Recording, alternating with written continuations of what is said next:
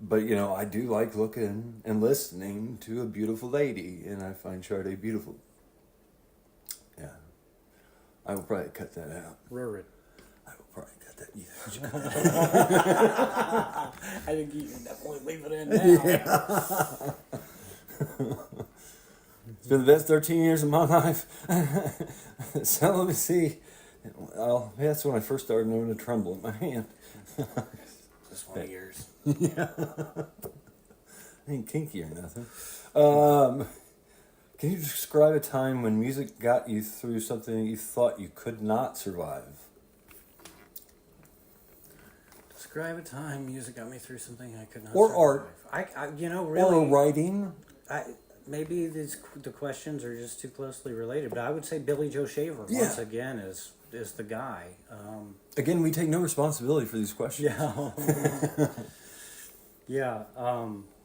Yeah. I feel like just the whole series. He did a series of albums for Compadre Records after, he had lost all of his closest living relatives, and there must be a half a dozen at least studio albums in a pretty short period of time there.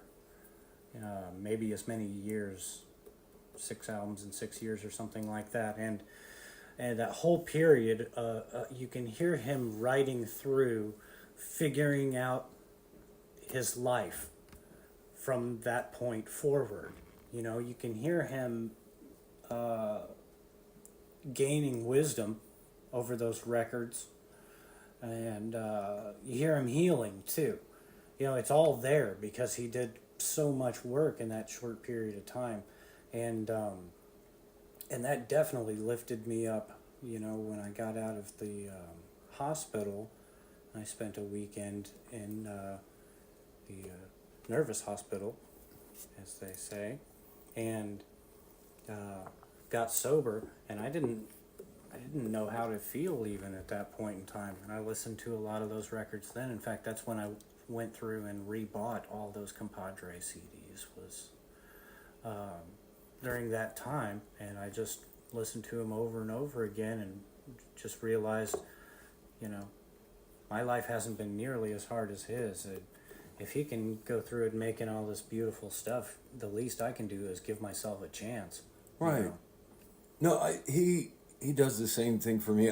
Only reason I'm not chiming in for once is all I have to say is I affirm what you stated, and I give it 2 thumbs up.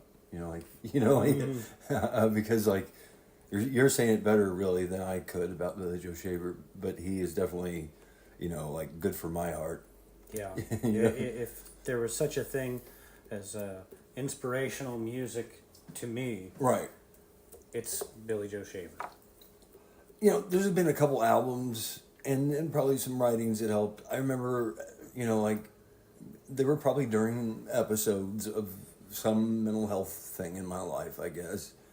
But Devotion and Doubt, Richard Buckner, during a divorce, it supposedly was related to somehow, Nick, isn't it, to a divorce?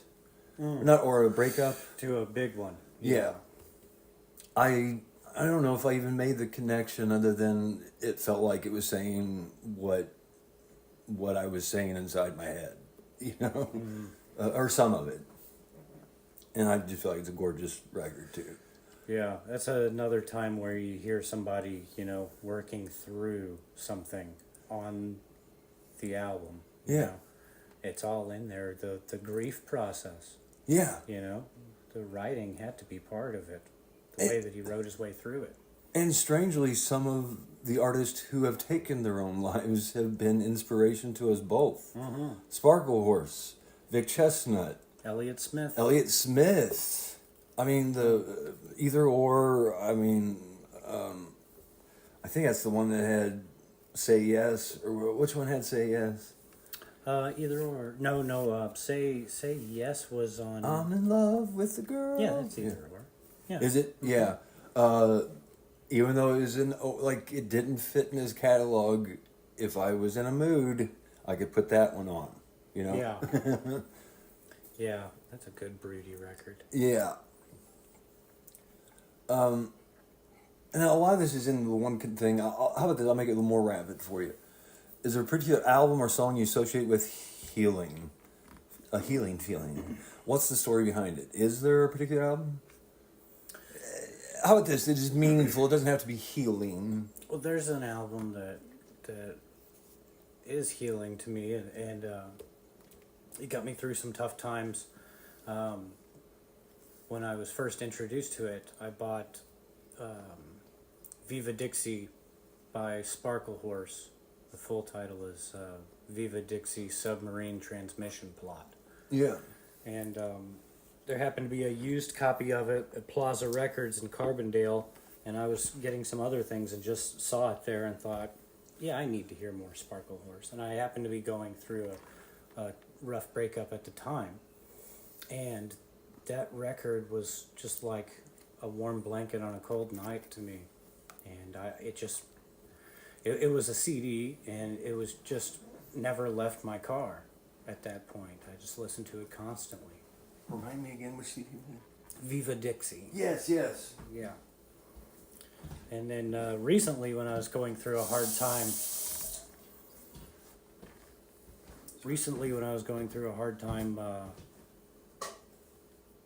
I re-listened to that record and found comfort in it again. Yeah. You know, especially, I was so low to the point to where I had no feeling of self-worth left.